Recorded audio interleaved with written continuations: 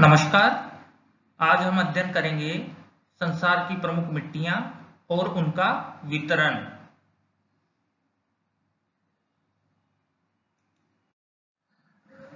सबसे पहले बात करेंगे मिट्टी क्या है। मिट्टी भूपृष्ठ पर असंगठित पदार्थों की ऊपरी परत है जो मूल, शैलों व वनस्पति के योग से बनी है। मिट्टी के निर्माण में तथा उसके विकास में मुख्य रूप से उच्चावच, जलवायु, वनस्पति, शैल व जीव जंतुओं की महत्वपूर्ण भूमिका रहती है। संसार के विभिन्न भागों में उच्चावच, जलवायु, शैल व वनस्पति आदि में पर्याप्त विषमता मौजूद है, जिसके परिणाम स्वरूप संसार के भिन्न भिन्न भागों में विभिन्न प्रकार की मिट्टियां पाई जाती हैं। मृदा विशेषज्ञों ने मिट्टियों को अलग अलग आधारों पर वर्गीकृत किया है। मिट्टियों को रंग के आधार पर भी वर्गीकृत किया जा सकता है, जैसे लाल मिट्टी, पीली मिट्टी, काली मिट्टी, भूरी मिट्टी। इसके अतिरिक्त मिट्टियों के वर्गीकरण में उनके कणों की बनावट को भी आधार माना गया है, जैसे बलुई मिट्टी, दोमट मिट्टी, चिकनी मिट्टी आदि। इसके अलावा मिट्टियों के वर्गीकरण में विकास की अवस्था को भी आधार माना गया है। विकास की अवस्था के आधार पर मिट्टियों को 3 वर्गों में बांटा गया है। एक, कटिबंधीय मिट्टियां, दूसरी अंतःकटिबंधीय मिट्टियां और तीसरी अपार्श्विक मिट्टियां। यहां पर हम संसार में पाए जाने वाली विभिन्न प्रकार की मिट्टियों का सामान्य वर्गीकरण का अध्ययन करेंगे। मिट्टी के प्रत्येक प्रकार का वितरण, उसकी प्रमुख विशेषता एवं उत्पादकता के बारे में हम जानेंगे।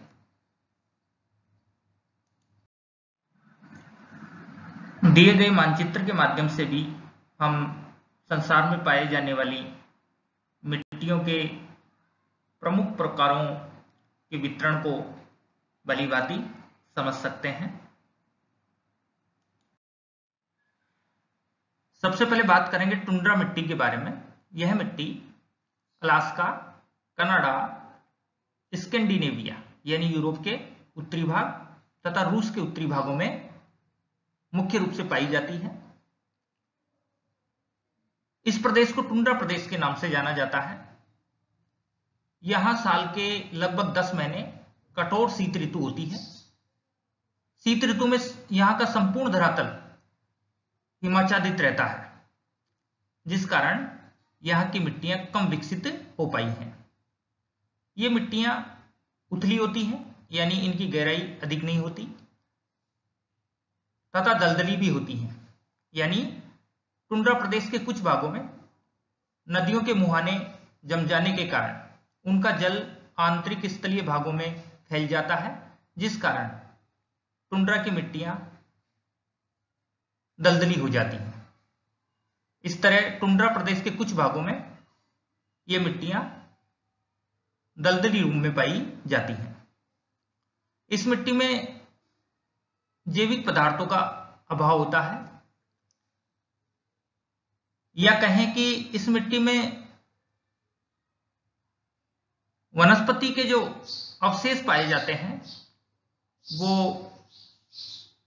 यहां का तापमान अत्यंत ही कम होने के कारण वो अपघटित नहीं हो पाता। इस तरह इस मिट्टी में जीवाश्म की कमी पाई जाती है, जिस कारण ये मिट्टी कृषि की दृष्टि से अनुपजाऊ है। अब हम बात करेंगे पोडजोल मिट्टी के बारे में। पोडजोल एक रूसी शब्द है जिसका शाब्दिक अर्थ होता है राख का रंग, यानी राख जैसे रंग की मिट्टी। यह मिट्टी संसार में मुख्य रूप से अलास्का, कनाडा, स्कैंडिनेविया यानी यूरोप के उत्तरी भाग और रूस में फैली शंकुधारी वनपेटी में पाई जाती है। इस शंकुधारी वनपेटी में पेड़ पौधों से टूटकर गिरने वाली पत्तियां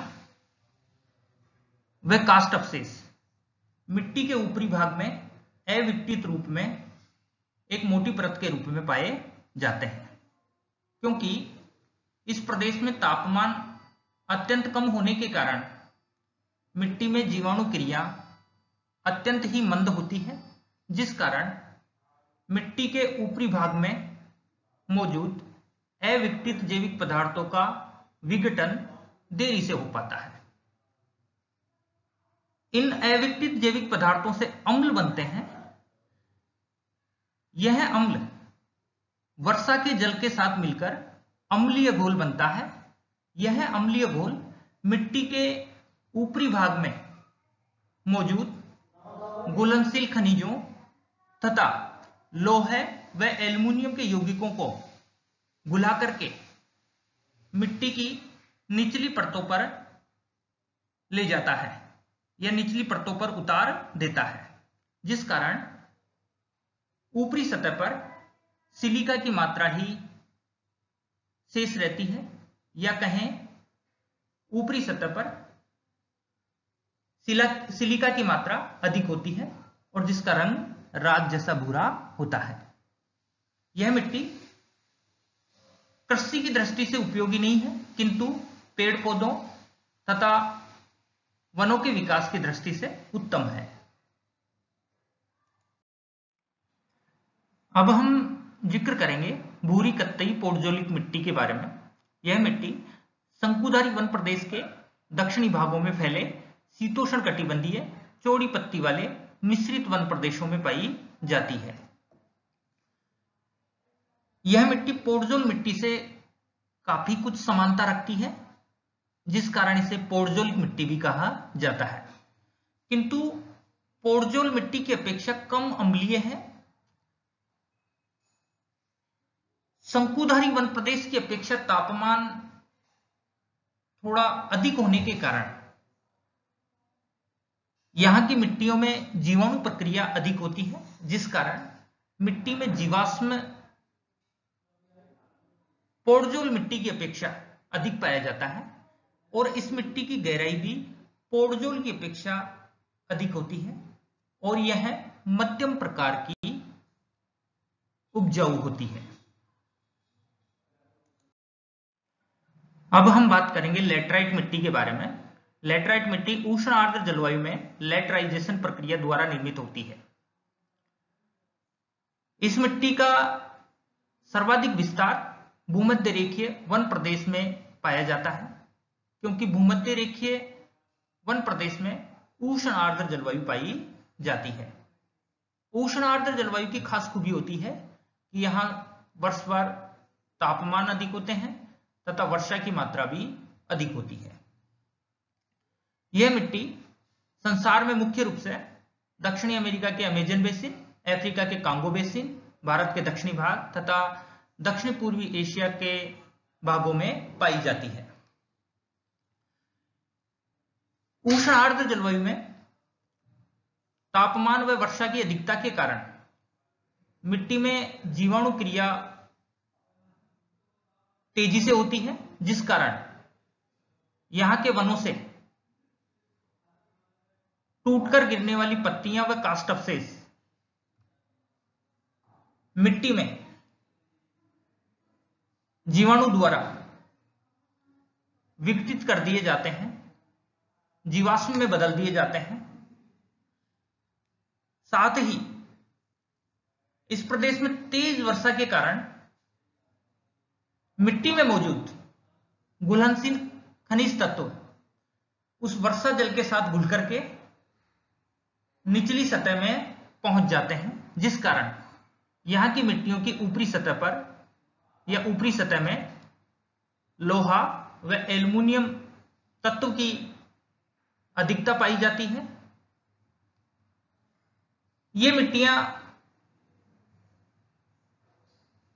कृषि की दृष्टि से विशेष उपजाऊ नहीं है।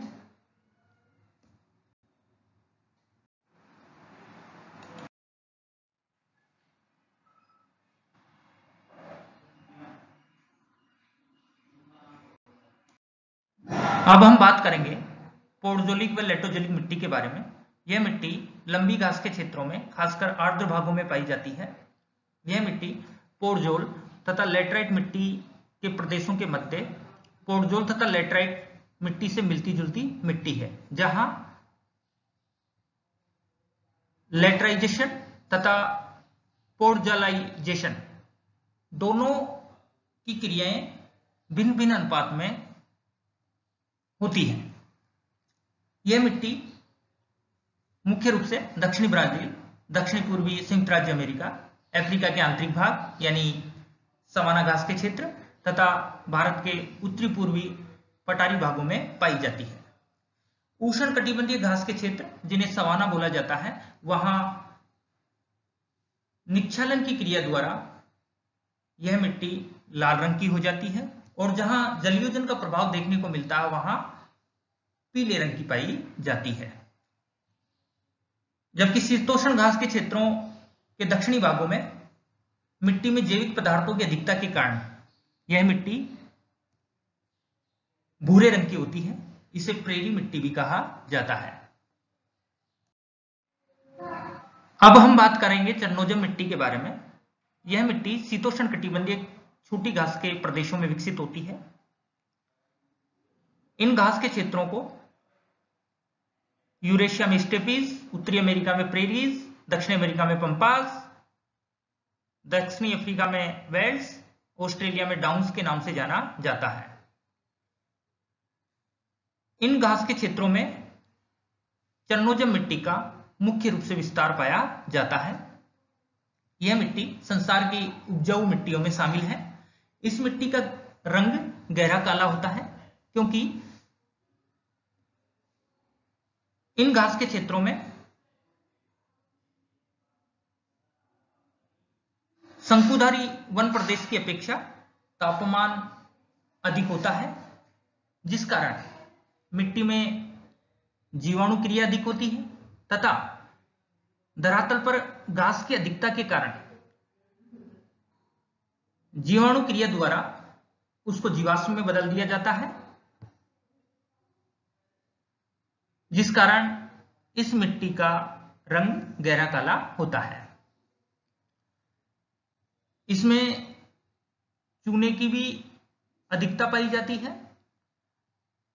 इन घास के क्षेत्रों में जहां चरनोजम मिट्टी पाई जाती है, वर्तमान में व्यापारिक अन्न उत्पादक कृषि बड़े पैमाने पर की जा रही है, जिसमें मुख्य रूप से गेहूं की फसल का उत्पादन किया जाता है।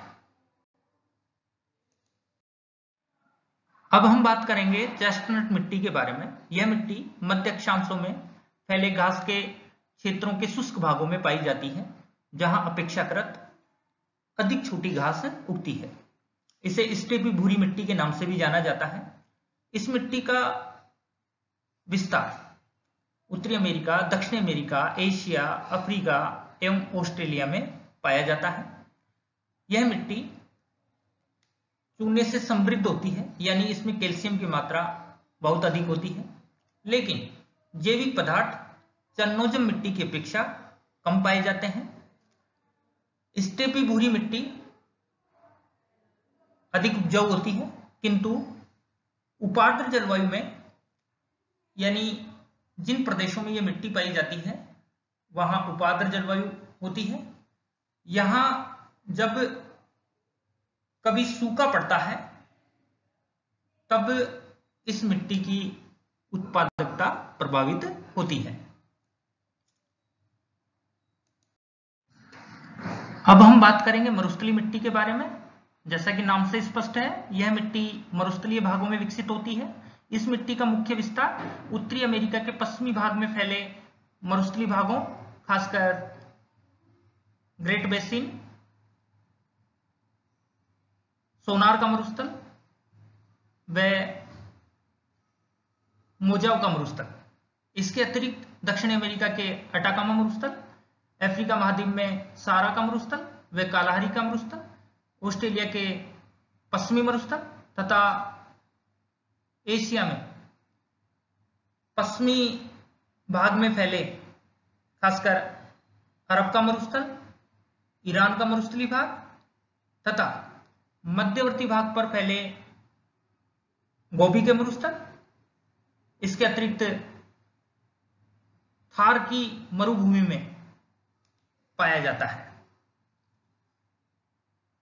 मरुस्थलों के जिन भागों में केशिका क्रिया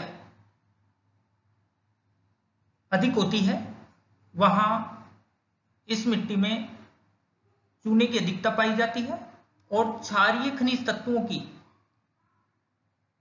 पतली परत ऊपरी सतह पर जमा हो जाती है। इस मिट्टी में जीवाश्म तत्वों की कमी पाई जाती है। यह मिट्टी कम उपजाऊ होती है, लेकिन यदि सिंचाई की सुविधाएं उपलब्ध हैं तो इस मिट्टी को उपजाऊ बनाया जा सकता है, कृषि योग्य बनाया जा सकता है।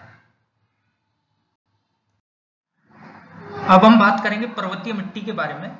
यह मिट्टी जैसा कि नाम से स्पष्ट है उच्च पर्वतीय भागों पर पाई जाती है, इसीलिए इस मिट्टी को पर्वतीय मिट्टी कहा जाता है। इस मिट्टी के कण मोटे से लेकर बारीक तक होते हैं। इस मिट्टी में वनस्पति व चूने के अंश कम होने के कारण यह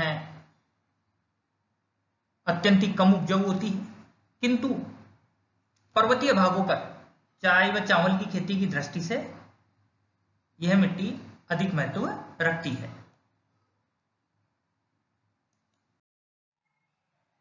अब हम बात करेंगे काली मिट्टी के बारे में। यह मिट्टी ज्वालामुखी उद्गार से निकले पदार्थों से बनी है। संसार में इस मिट्टी का मुख्य विस्तार प्रायद्वीपीय भारत के पश्चिमी भागों में, खासकर गुजरात व महाराष्ट्र राज्यों में पाया जाता है। यह मिट्टी पानी पीकर अधिक लसलसी या चिपचिपी हो जाती है तथा सूखे के मौसम में यह अधिक कठोर हो जाती है तथा इसमें गहरी गहरी दरारें पड़ जाती हैं। इस मिट्टी की खास खूबी यह है कि यह नमी को अधिक समय तक धारण कर सकती है। इसको रेगड़ मिट्टी भी कहते हैं। यह अत्यंत ही उपजाऊ मिट्टी है तथा कपास की फसल के लिए तो विशेष उपजाऊ होती है, इसीलिए इसे कपास की मिट्टी भी कहा जाता है।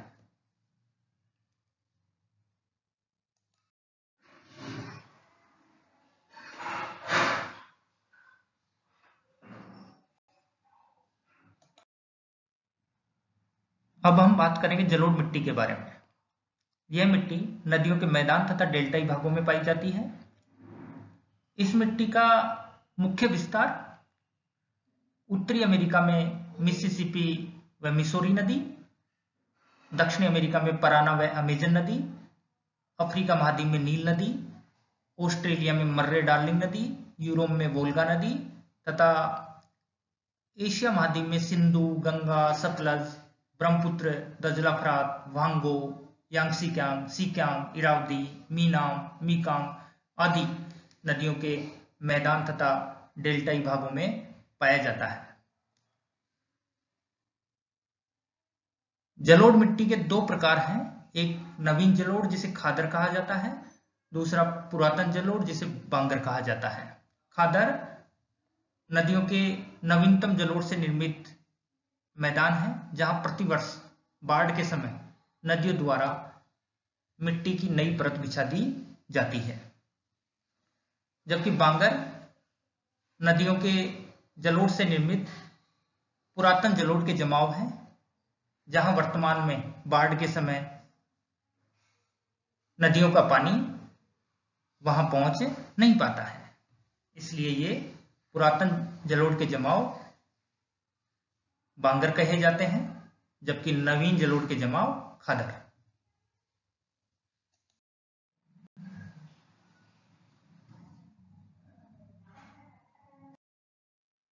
अब हम बात करेंगे पीली मिट्टी के बारे में। यह मिट्टी मरुस्थलों से पवन द्वारा उड़ाकर लाए गए बारीक धूल के कणों के जमाव से बनती है।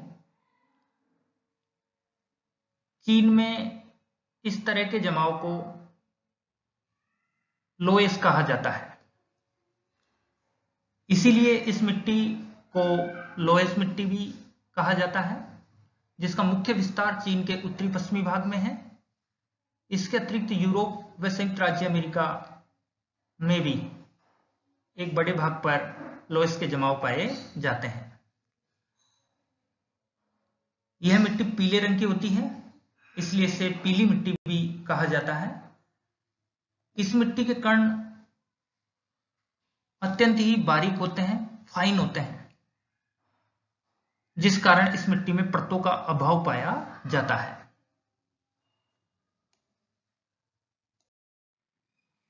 धन्यवाद।